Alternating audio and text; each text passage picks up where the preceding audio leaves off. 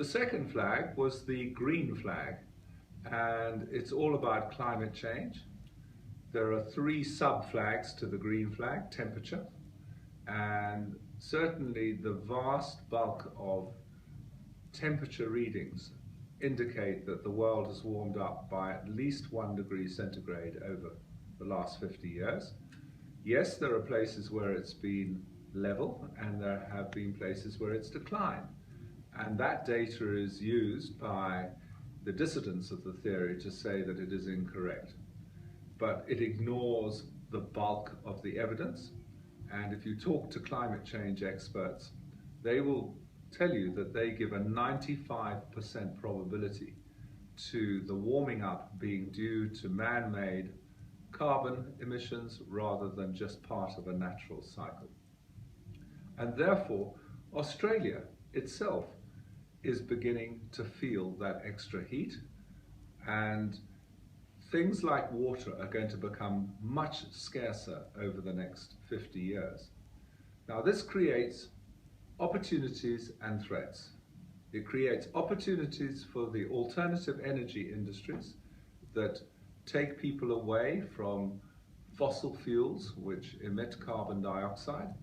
And indeed, the American president has just issued an instruction that American power stations must reduce their carbon emissions by 32% from their 2005 levels by 2030. And I'm sure you're going to see similar objectives being set for other countries. So again, South Australia has a great opportunity to develop further in the wind farm field, which I know that it is already involved in, but equally solar energy, but very importantly, new irrigation methods which lower the volume of water needed to grow crops. So this flag is not a negative flag if it is properly handled, and it just means that economies around the world are going to have to transform to the new reality of climate change. The second flag, though, is sub-flag, is more dangerous. It's rising sea levels due to the melting of the Arctic and the Antarctic, particularly the Antarctic, which has a much larger volume of ice. Places in America like New Orleans, which is 50% below sea level, are under threat, and so is Miami, which has a tidal surge, rather like the Bristol Channel. But the most vulnerable places are the little island groups in the Indian Ocean. And therefore, I have suggested to places like Mauritius that they measure the sea level around their coast to see what threat is to the tourist industry there, so that they have plenty of warning about what to do in order to protect their tourist industry or possibly move into other industries. The third sub-flag is about the increasing frequency and amplitude of extreme weather events.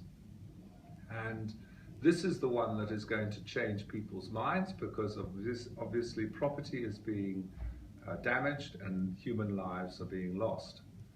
And America has had a terrible year. They had the blizzards, extreme cold of blizzards at the end of January in Boston. They had the floods in Texas in May. And California is going through the most appalling drought, where towns in the middle of California have literally run out of water, and the governor has asked that everybody cuts consumption by at least 25%. We're talking about the 6th largest economy in the world, and they are now having to look at methods of extreme reduction of water usage.